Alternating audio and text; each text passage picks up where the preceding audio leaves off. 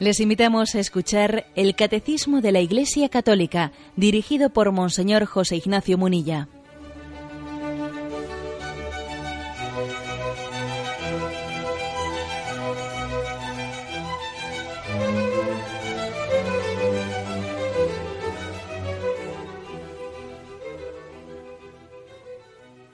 Un cordial saludo a todos los oyentes de Radio María.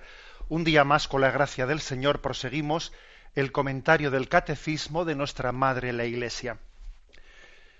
Nos faltan 3 puntos, del 505 al 507, para concluir el apartado que tiene como título La maternidad virginal de María en el designio de Dios. Y así concluimos la parte del credo referida a María Virgen. Dice, concebido por obra y gracia del Espíritu Santo, nació de Santa María Virgen. Estamos pues concluyendo este apartado. Y los 3 puntos que hoy explicamos, del 505 al 507, concluyen eso que ayer explicábamos como argumentos de conveniencia. Pues nos hacemos una pregunta de decir, ¿por qué Dios quiso que su hijo fuese concebido de una virgen? ¿Por qué convenía? ¿Por qué convenía que el nacimiento de Dios tuviese lugar de esa forma a través de María Virgen? ¿Por qué María convenía que permaneciese siempre virgen? Antes y después también de haber dado a luz a su hijo, y por qué el mismo parto virginal, etcétera. Bueno, estamos pues haciendo esas reflexiones de fe, a la luz de la Sagrada Escritura y a la luz de la tradición de la Iglesia. El punto 505 dice: Jesús, el nuevo Adán, inaugura por su concepción virginal el nuevo nacimiento de los hijos de adopción en el Espíritu Santo por la fe. ¿Cómo será eso? Dice Lucas 1:34. La participación en la vida divina no nace de la sangre, ni de deseo de carne, ni de deseo de hombre, sino de Dios. La acogida de esta vida es virginal, porque toda ella es dada al hombre por el Espíritu. El sentido esponsal de la vocación humana con relación a Dios se lleva a cabo perfectamente en la maternidad virginal de María. Bueno, yo creo que hay aquí 3 afirmaciones en este punto 505. La primera, la afirmación de que la concepción virginal de Jesucristo inaugura el nuevo nacimiento, nuestro nuevo nacimiento de los que somos hijos de Dios por adopción.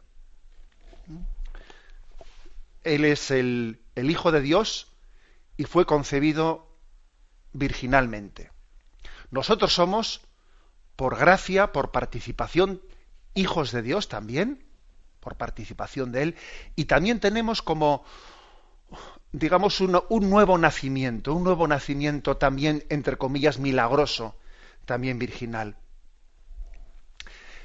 ¿A qué se refiere esto? Bueno, acordaros de esa pregunta de María, ¿no?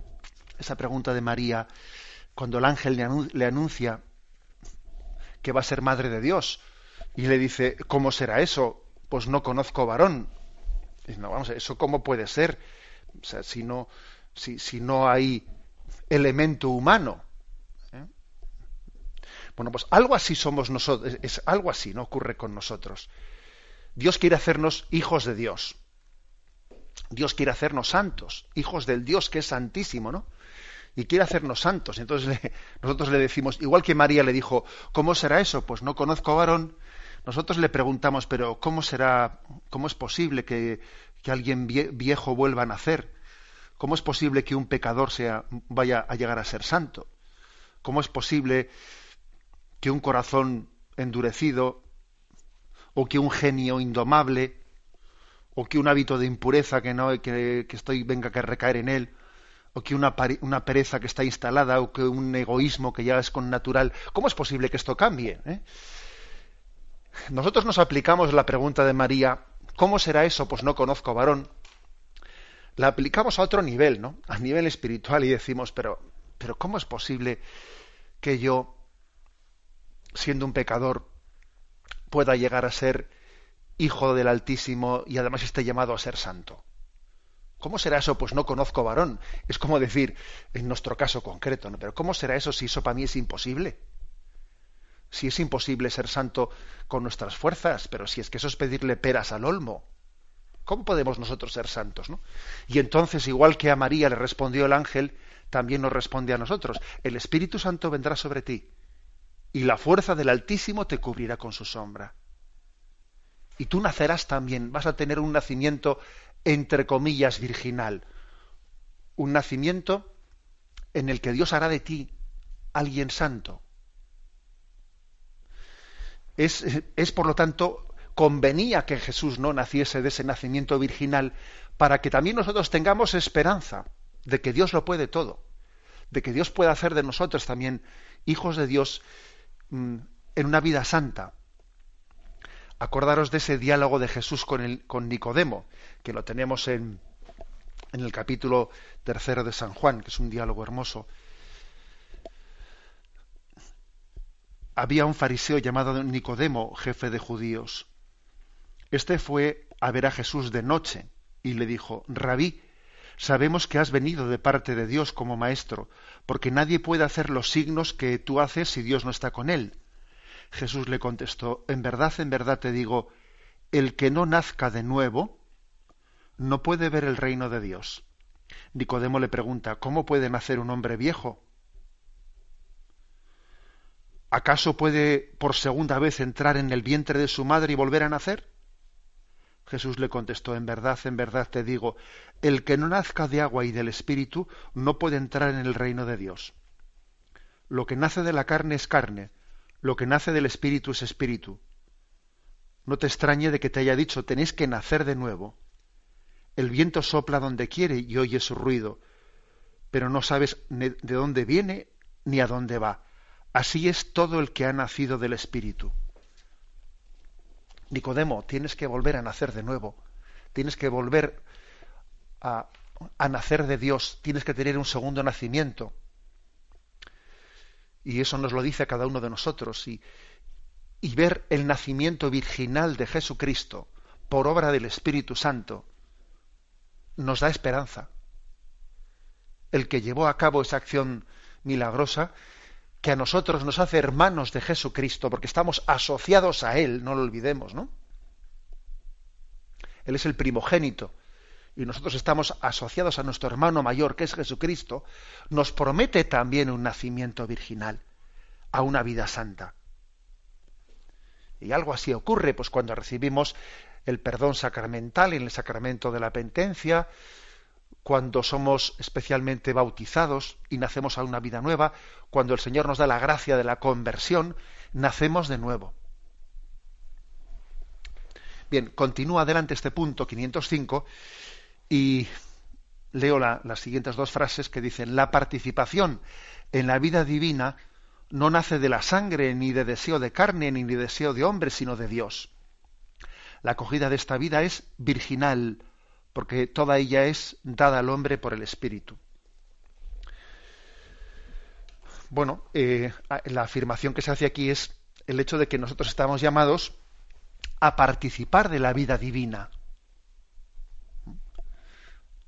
Tal es la condición del cristiano, y a eso estamos llamados, ¿no? A participar de la vida divina.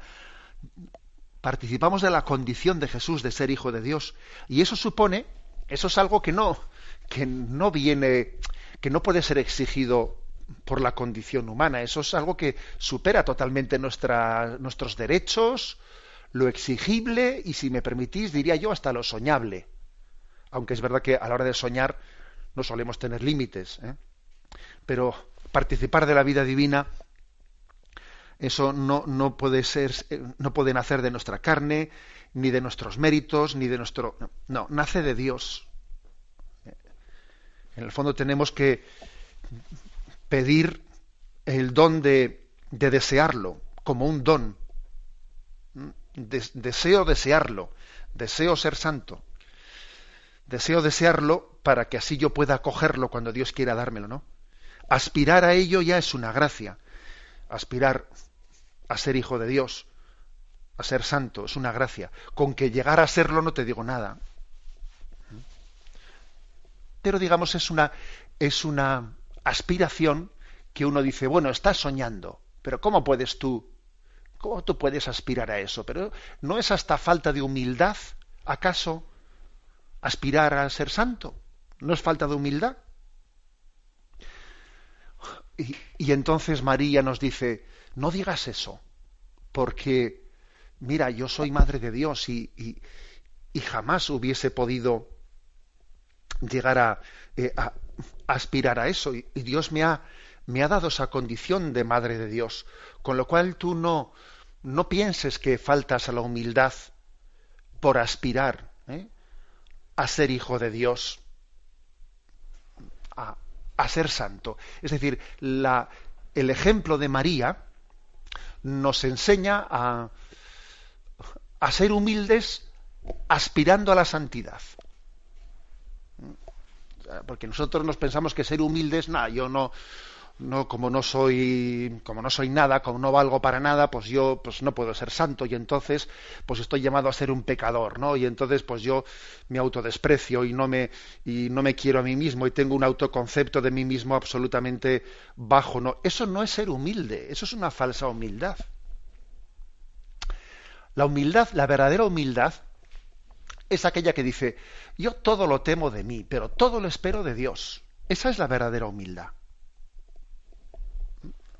Y entonces, digamos que María nos enseña la verdadera humildad. De decir, yo de Dios lo espero todo. Y si Dios hizo de ella, pues hizo la hija perfecta del Padre, la madre del Hijo, la esposa del Espíritu Santo, también hará de cada uno de nosotros una obra perfecta de santidad, ¿no? Ella, el caso de María concreto, nos enseña a aspirar a la santidad en humildad, sin que pensemos que eso es aspirar a lo que no nos corresponde. Sí, es aspirar a lo que Dios quiere darnos. Quizás no a lo que nosotros tenemos derecho a pedir. No, por supuesto que no. Pero sí a lo que Él quiere darnos, ¿no? Bien, en ese sentido, por lo tanto, nos ayuda mucho el caso de María Virgen para que nosotros aspiremos a la santidad. Y por último termina diciendo, este punto 505, el sentido esponsal de la vocación humana con relación a Dios se lleva a cabo perfectamente en la maternidad virginal de María. El sentido esponsal. Aquí se nos remite a 2 Corintios, capítulo 11, versículo 2, donde San Pablo dice, tengo celos de vosotros, los celos de Dios, pues os he desposado con un solo marido, para presentaros a Cristo como una virgen casta. Fijaros que San Pablo dice que nos ha presentado ante Dios para que seamos como una virgen desposada con Dios, desposada con Cristo, que estamos llamados a una esponsalidad. Las religiosas especialmente pues lo significan de una forma muy especial, con su compromiso de esponsalidad con Cristo, con ese anillo de esposas que se ponen, pero ojo, o sea, tengamos en cuenta que lo que hacen las religiosas como condición especial de vida, en el fondo lo tenemos todos los bautizados, ¿eh? Esa esponsalidad que tienen con Cristo las religiosas es un recordatorio de lo que todos nosotros somos por el bautismo. Somos como una virgen desposada con Cristo, como dice aquí San Pablo en 2 Corintios, capítulo 11, versículo 2. Para presentaros a Cristo como una virgen casta, dice.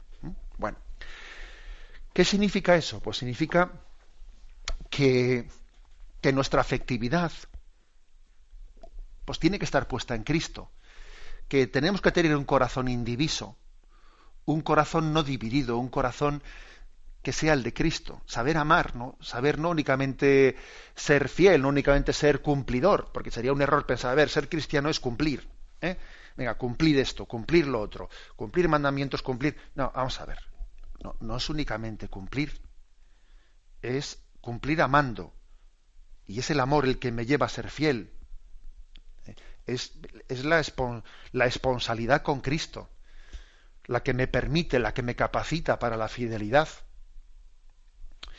Luego, digamos que Jesús estamos llamados a poner en Él nuestro afecto, a poner en Él nuestro corazón. Es verdad que cada uno lo hace de una manera y que los esposos, dentro de la vocación matrimonial, pues, ponen su corazón en Cristo, teniendo también su esposo y su esposa como sacramento, como intermedio o sacramento, ¿no?, de esa esponsalidad. Pero todos estamos llamados a poner nuestra afectividad en Cristo. Existe pues una esponsalidad. Y la Virgen María es para nosotros ejemplo de ello. Está desposada con Dios. Es la Virgen perfectamente desposada con Dios. Tiene un corazón que no está partido, que no está dividido. El problema que solemos tener nosotros es un problema de corazones partidos, de estar pues poniendo una vela a Dios y una vela al diablo, de no tener una jerarquía de valores en la que Dios esté dando sentido a todo el resto de nuestra vida. Eso es lo que María nos enseña, ¿no? María nos enseña a amar todo en Cristo. Amar todo en Cristo. Porque cuando decimos que hay que amar a Cristo con un corazón indiviso, con un corazón que no esté partido, no quiere decir que no haya que amar el resto de las cosas. No dice eso. Hay que amar a toda la humanidad y a la familia y a nuestra sociedad, pero amarlo todo en Cristo, con un corazón indiviso. Esa es una gran lección que nos da María. Y por eso también es otro de los argumentos de conveniencia de la virginidad. María, con ese corazón virginal, nos enseñó a amar de esta manera. Bien, tenemos un momento de reflexión y continuaremos enseguida.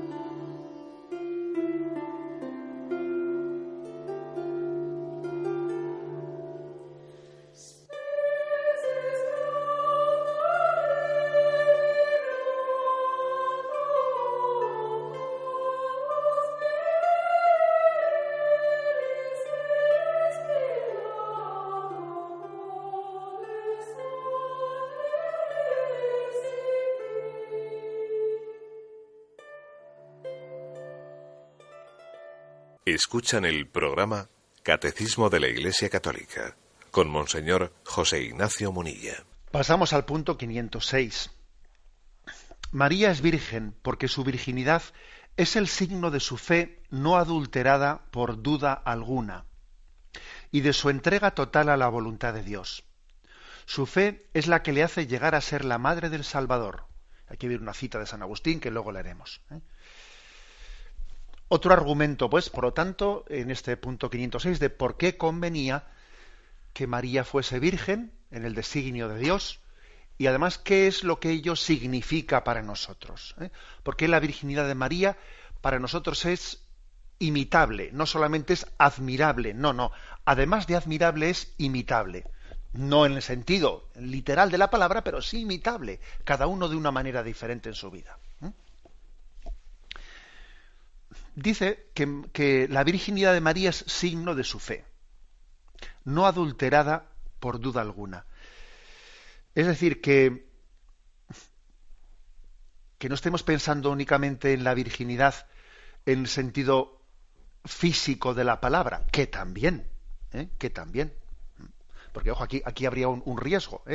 El riesgo de decir, vamos a ver, lo de la virginidad de María, ¿qué es? ¿Un concepto físico o un concepto espiritual? Y entonces hay por ahí alguno que dice, no, hombre, es un concepto espiritual, no hay por qué entenderlo físicamente hablando. ¿Y eso de dónde lo sacas tú?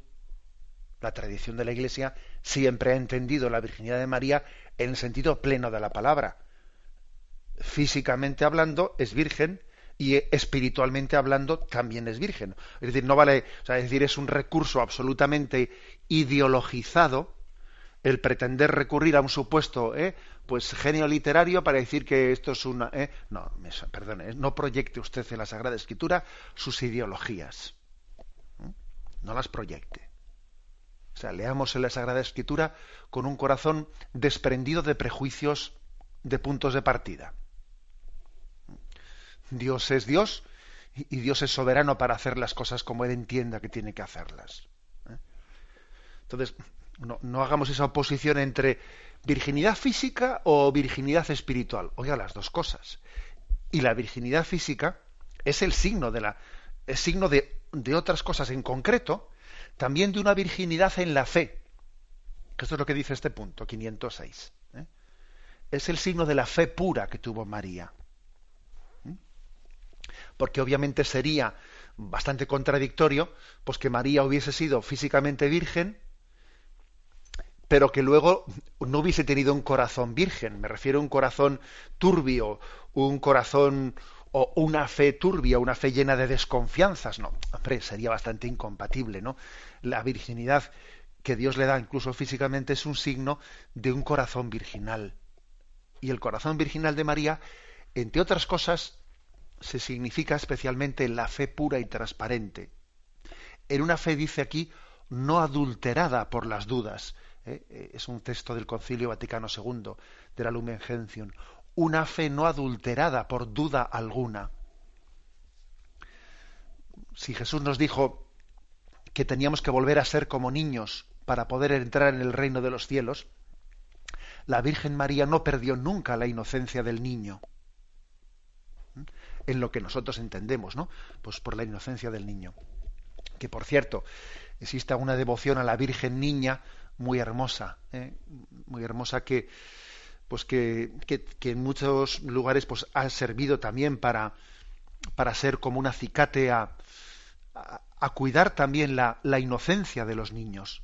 La Virgen Niña, la imagen de María Niña, pues es una devoción, es un recurso a cuidar a nuestros niños, a nuestras niñas especialmente, ¿no? Pues como sabiendo que llevan un tesoro de potencialidad de santidad y que nosotros no nos tenemos que cargar su inocencia. Bueno, por lo tanto, la virginidad de María es también un signo de fe pura. Ella tenía un corazón virginal, un corazón que, además de una fe pura, añade aquí el catecismo, que tenía también una entrega total y plena a Dios. La virginidad de María, esa virginidad, supone también un corazón virginal en este otro sentido. Entrega de totalidad, entrega de plenitud. O sea, un corazón que no se reserva nada, lo da todo. El corazón virginal es así, es decir, me reservo del todo para darme del todo. Eso es así, es decir, me reservo para darme. Así también, ese es el ideal de la virginidad y de la castidad. Uno dice, yo me reservo para quien sea mi esposo o mi esposa. Me reservo para darme. Bueno, pues María tiene una virginidad plena porque es entrega total y plena a Dios. Fijaros aquí otro sentido de la virginidad, darse del todo. no reservarnos nada, que solemos tener a veces pues un planteamiento egoísta, bueno, hay que servir, pero vamos, pues, pero sin pasarse, ¿no? Está bien ser hermanos, pero no hay que ser primo. Jesús nos dijo que fuésemos hermanos, pero no hay que ser primo. Y ese tipo de cosas que a veces se oyen, que en el fondo lo que están, vamos, un poco debajo de ese género literario, lo que se esconde es una especie de, bueno, pues hay que entregarse, pero no tanto. Yo también tengo que reservar mi cuota de egoísmo, mi cuota de comodidad. ¿Para qué sirve darte del todo? Luego abusan de ti, etcétera, etcétera, ¿no? Pero no, María tiene un corazón virgen en el sentido pleno de la palabra. La medida del amor es el amor sin medida. Esa frase que hemos escuchado tantas veces. La medida del amor es el amor sin medida. Pues ese es el corazón virginal. El corazón que en el fondo únicamente es feliz dándose plenamente. Bueno, pues continúa este punto 506 y nos propone una cita de San Agustín. Su fe, dice, es la fe de María es la que le hace llegar a ser madre del Salvador. Curioso esto, dice que la fe de María le ha llevado a ser la madre del Salvador. Y aquí viene una frase de San Agustín que primero la pone en latín y traducida al castellano es: más bienaventurada es María al recibir a Cristo por la fe que al concebir en su seno la carne de Cristo. Repito, más bienaventurada es María al recibir a Cristo por la fe que al concebir en su seno la carne de Cristo. Yo me imagino que esta frase de San Agustín nos recordará a muchos ese pasaje del Evangelio cuando le dicen a Jesús: tu madre y tus hermanos te están ahí esperando, te están buscando. Y Jesús dice: ¿quiénes son mi madre y mis hermanos? Estos son mi madre y mis hermanos, los que escuchan la voluntad de Dios y la cumplen. Y ese otro episodio que dice: bienaventurado el vientre que te llevó y los pechos que te amamantaron. Y Jesús responde: más dichosos todavía los que escuchan la palabra de Dios y la cumplen.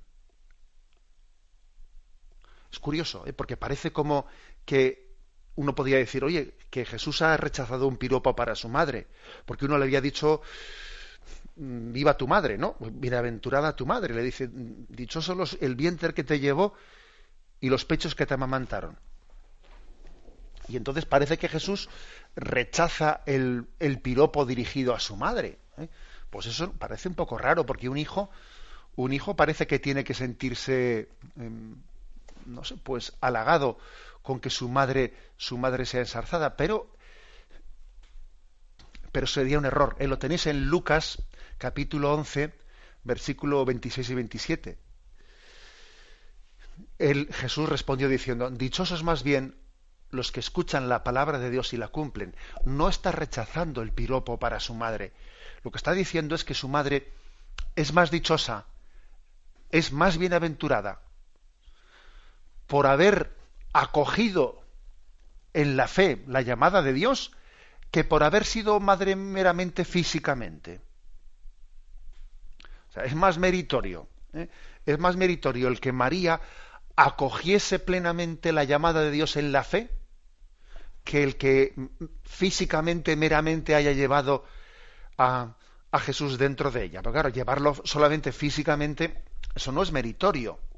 Lo que es meritorio es que ella se haya abierto plenamente al designio de Dios y haya confiado plenamente en los planes de Dios. San Bernardo también dice algo por el estilo en una cita suya. Aquí pone la cita de San Agustín, pero San Bernardo dice que María, antes de concebir a Dios en su seno, le concibió en su corazón. Primero le concibió en su corazón y luego le concibió en su seno. Eso dice San Bernardo, que es una cita muy curiosa también. Lo cual también viene a decirlo, estamos hablando de lo mismo. La cita esta de Lucas 11, cuando Jesús dice: dichosos más bien los que oyen la palabra de Dios y la cumplen. esa es más dichosa, la que escucha la palabra de Dios y la cumplen, meramente que esa que me ha llevado en su seno y me ha amamantado de su pecho, que es la misma, pero digamos que esa mujer, esa tal María, es más dichosa por haber escuchado la palabra de Dios que por haberme llevado físicamente. Bueno, pues lo mismo dice aquí San Agustín: más bienaventurada es María al recibir a Cristo por la fe que al concebirlo en su seno, a concebir en su seno la carne de Cristo. Y lo mismo dice San Bernardo cuando dice que María antes concibió en su corazón a Cristo que en su seno. Bueno, pues esto es importante, es decir, que aquí estamos teniendo también otra lección de qué significa la virginidad de María. Es una virginidad que no es meramente física. Repito, que también es física, que pretender reducir la virginidad de María a una mera concepción moralista, espiritualista, no histórica, no física, sería también, sería desvirtuarla. Pero su virginidad corporal es un signo de la virginidad plena de su corazón. Y entonces el mérito de María por haber sido plenamente dócil a la acción de Dios es el mérito, el mayor mérito que puede hacer el hombre es ser dócil a Dios. Eso también a nosotros nos rompe un poco el esquema, porque nosotros por mérito entendemos a veces, pues eso, ¿no? Mérito es cuanto más esfuerzo hago, más mérito tiene. Y pues eso, no sé, mérito es ser un machote, y mérito es, y tenemos un concepto muy voluntarista de mérito. Mérito es eso, más esfuerzo, más. Y eso es un error.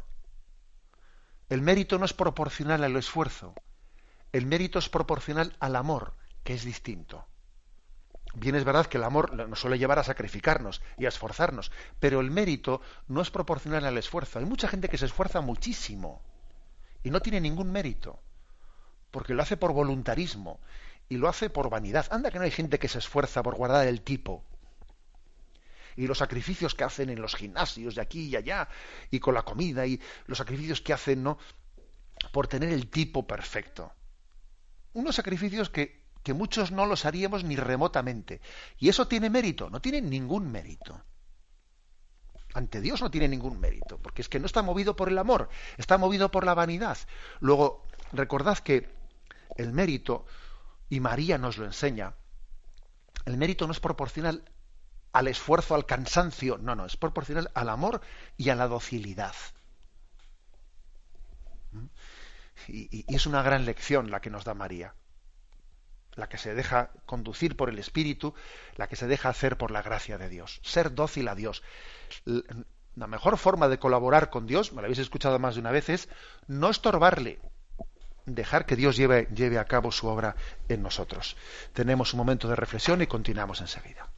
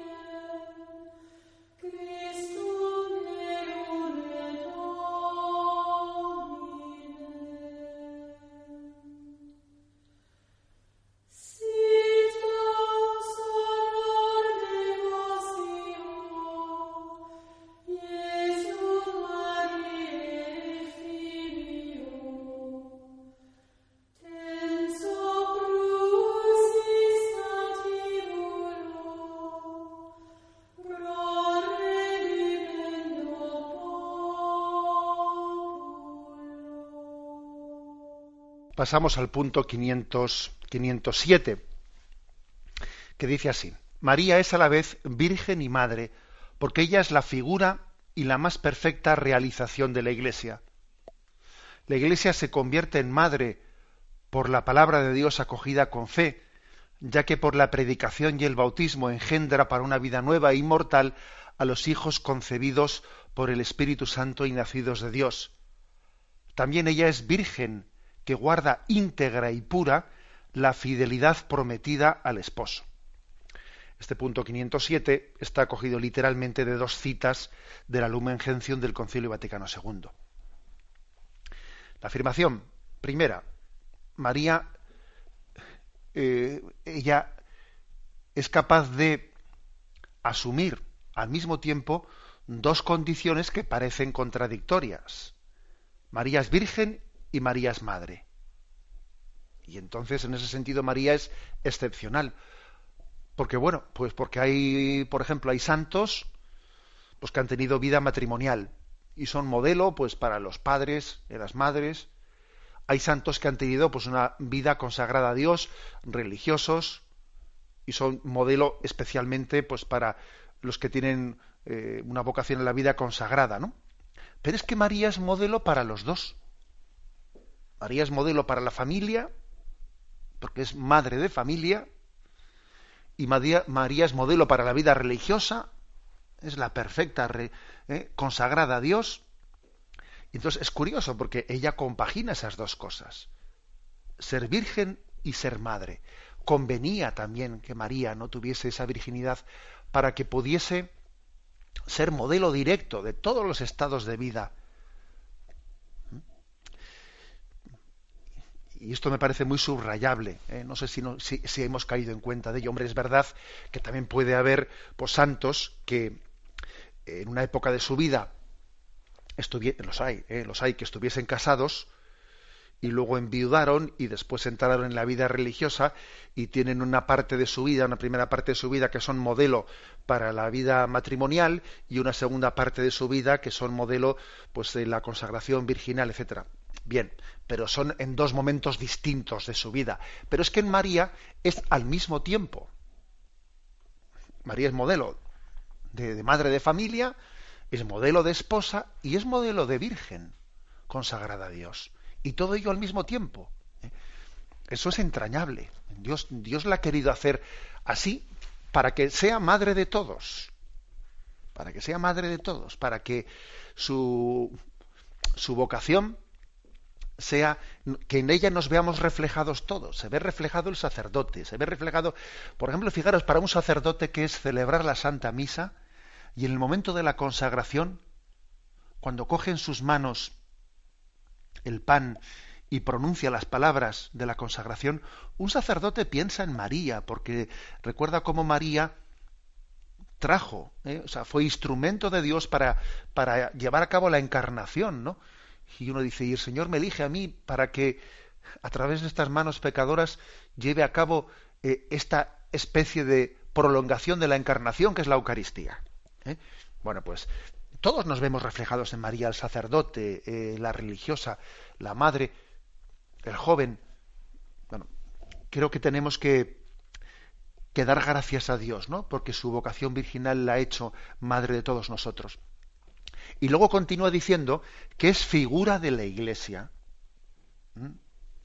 Que también la Iglesia es madre y virgen. Compagina ambas cosas, aprendiendo de María. Hay aspectos de la vida de la Iglesia en los que imitamos a María Virgen. Y hay aspectos de la vida de la Iglesia en los que imitamos a María Madre. Por ejemplo, la Iglesia tiene estas dos dimensiones. Está llamada, por una parte, a guardar virginalmente, a guardar intacto y virginalmente el mensaje de Jesucristo. Eso también significa el concepto de virginidad, ¿no? Guardar intacto. Guardar intacto el don de Dios. Y la Iglesia está llamada a ser virgen. Ella no puede cambiar, no tiene derecho a adulterar, a prostituir, no. Tiene que ser virgen que guarde el mensaje de Cristo intacto. frente a las herejías, frente al riesgo de mundanizar el mensaje de Cristo, de alguna manera a intentar adecuarlo a la mentalidad de este mundo, porque existe ese riesgo. Y dice San Pablo, y no os ajustéis a este mundo, al revés, transformaos por la renovación de la mente. Existe el riesgo de adaptar el Evangelio a la mentalidad de este mundo. Oiga, no, eso no puede ser. Tenemos que guardar virginalmente el mensaje de Cristo. Aunque a veces incluso, por guardarlo virginalmente, te digan, estás más pasado que no sé quién, que las abuelas, pareces de la Edad Media, pareces no sé qué. A veces por guardar virginalmente el mensaje de Jesucristo, somos acusados de estar trasnochados. Por ejemplo, yo soy muy consciente de que por defender la virginidad de María y por defender el dogma católico de que María fue virgen antes del parto, en el parto y después del parto, yo soy perfectamente consciente de que nos van a acusar de que a quien defienda tal cosa de que estar trasnochado. Pero ¿cómo puedes defender eso en el tiempo de la revolución sexual? Pero bueno, pero tú te das cuenta de lo que estás diciendo. Pues sí, señor. Y lo defendemos virginalmente. Pero, en segundo lugar, además de ser virgen es madre, la Iglesia es madre. Y no únicamente guarda íntegramente intacto el mensaje, sino que además de eso intenta enseñarlo pedagógicamente, porque una madre también hace el esfuerzo de acercarse a su hijo y dice, a ver cómo se lo enseño, a ver cómo le hago entender, a ver cómo le hago alimentarse. Es decir, tiene una pedagogía.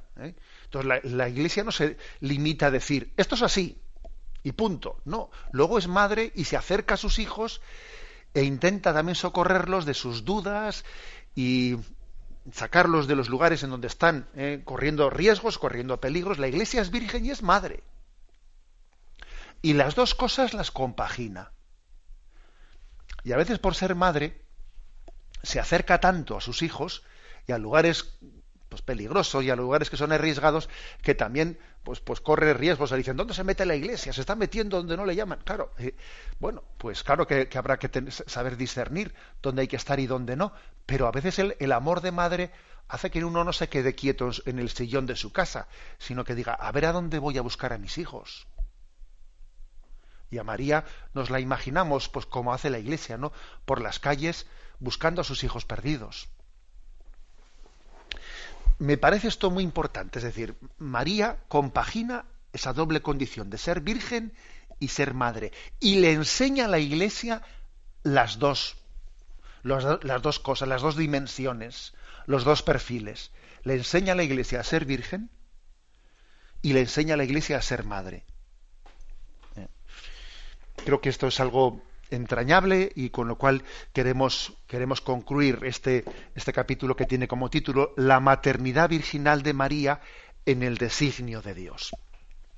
Lo dejamos aquí, damos paso a la intervención de los oyentes. Podéis llamar para formular vuestras preguntas al teléfono 917 107 700 917 107 700.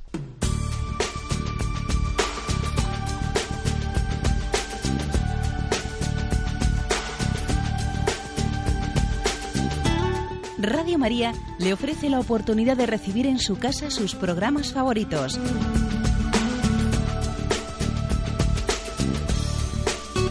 Ahora lo puede hacer a través de nuestra página web www.radiomaria.es o bien llamándonos al 902 500 518.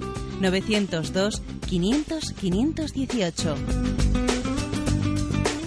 Pídanos el programa que más le interesa en cualquiera de sus emisiones, especificando el día y la hora que lo ha escuchado. Solo nos tiene que decir si lo quiere en CD de audio o CD o DVD en MP3. Haga su solicitud en el 902 500 518 y en www.radiomaria.es. Radio María, más cerca de usted.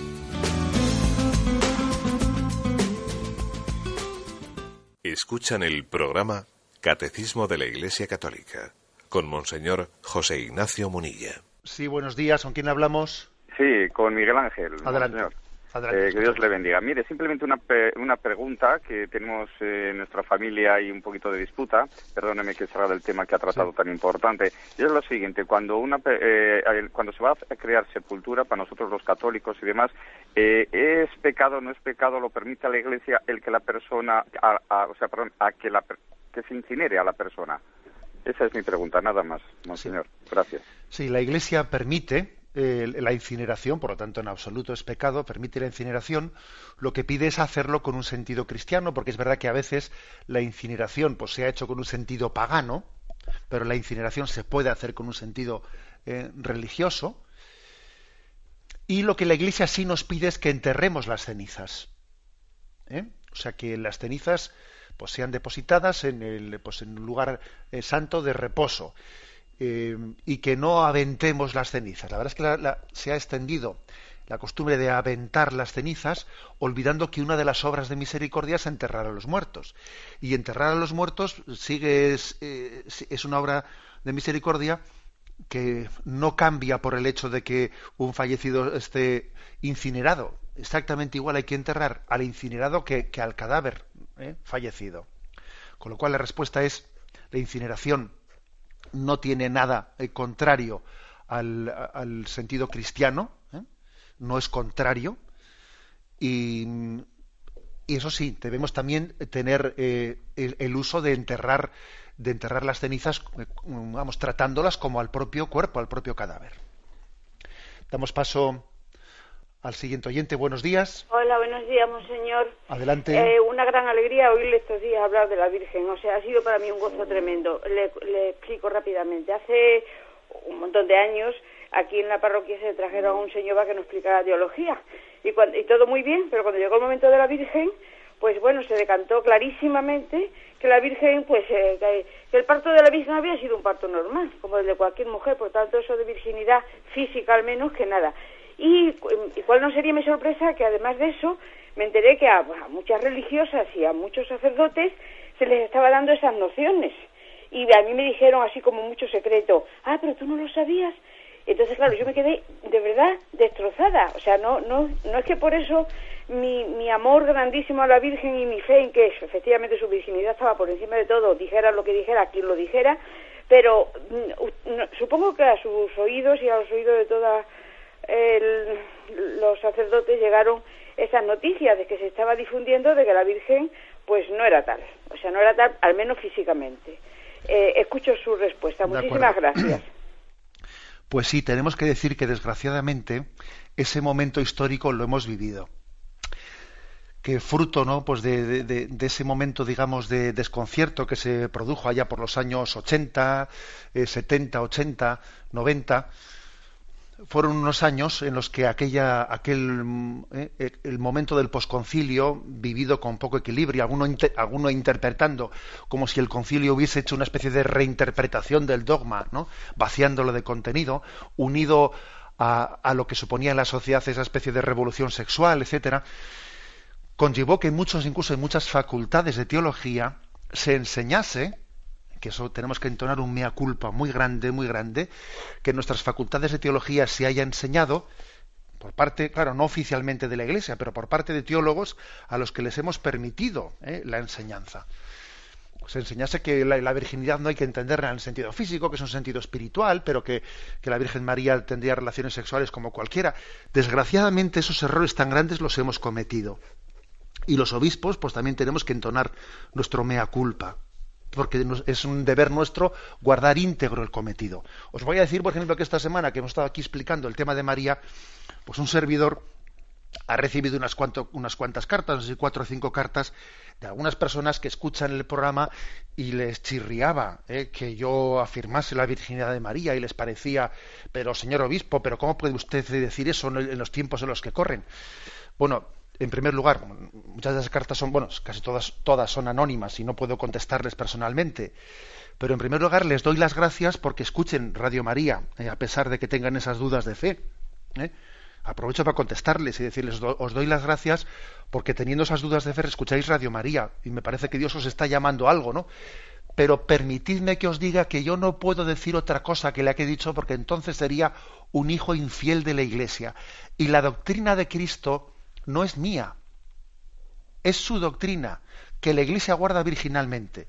Y la fe en la virginidad de María es una fe que ha confesado la Iglesia desde que nació y seguirá confesándola hasta el final de los tiempos. Y porque estemos ahora en este momento de relativismo cultural y de revolución sexual, no nos acomplejamos los católicos y mantenemos nuestra fe íntegra. Que ya pasará esta borrasca y vendrá otra. Entonces, esto me parece muy importante. Nosotros no podemos hacer una especie de regateo en cada momento de qué está bien visto y qué está mal visto. Oiga, la fe católica es íntegra. Es íntegra, ¿no? Bueno, por eso la oyente tiene razón, y también yo creo que tenemos que pedir perdón. Hoy en día se habla de pedir perdón por los pecados nuestros del pasado. Me parece que tenemos que pedir perdón por no haber guardado íntegra nuestra fe, muchas veces. Damos paso a un siguiente oyente. Buenos días. Sí, buenos días. Adelante, le escuchamos. Sí, monseñor, mire, mi llamada con usted es referente a la versión que se habló el lunes de San José.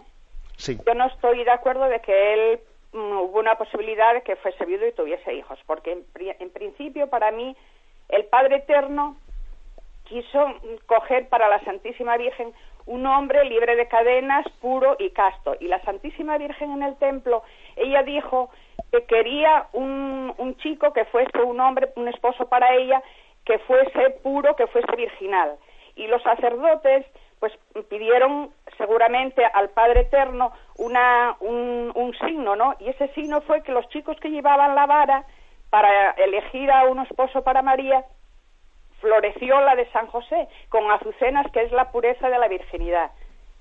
Y yo lo considero así, o sea, que a mí no me cabe en la cabeza que el Padre Eterno hubiese cogido para la Santísima Virgen un hombre que tuviera, además cuando huyó de Egipto, entonces, ¿qué es? Que marchó con el niño Jesús y dejó a los otros hijos si fuese que tuviese aquello. Padre, yo esto no lo veo así, ¿eh? De acuerdo, vamos a ver. Bueno, yo la referencia que hice fue la siguiente, ¿no? Nosotros no nos consta en absoluto, no nos consta que San José haya tenido otro matrimonio anterior, no nos consta. Ahora, ¿cabría la posibilidad de que San José lo hubiese tenido a un matrimonio anterior antes de casarse con María? ¿Es contrario al dogma católico? No, no es contrario al dogma católico. Porque usted, digamos, esos relatos que ha contado de San José, etcétera, siendo elegido la vara que le florece, etcétera, son relatos apócrifos, entiéndame usted, es decir, no son relatos que pertenecen a la Sagrada Escritura, son relatos apócrifos.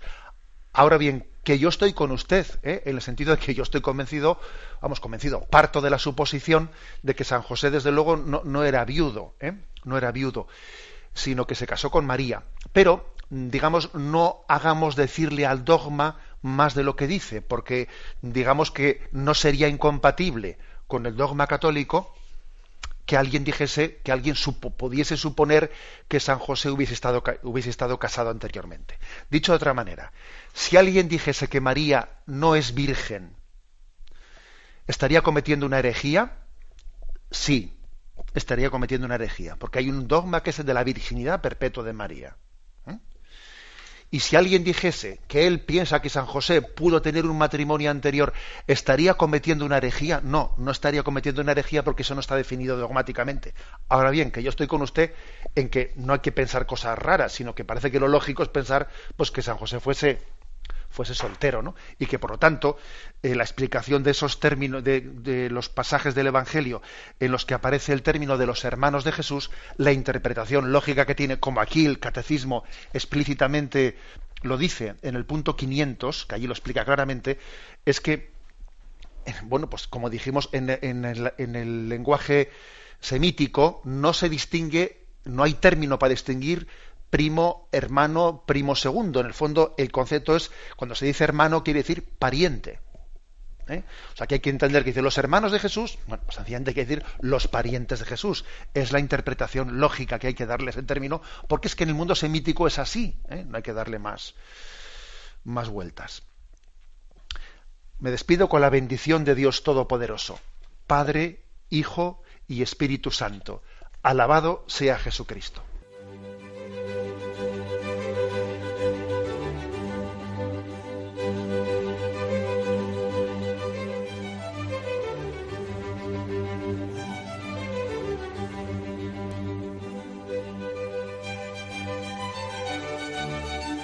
Han escuchado en Radio María el Catecismo de la Iglesia Católica, un programa dirigido por Monseñor José Ignacio Munilla.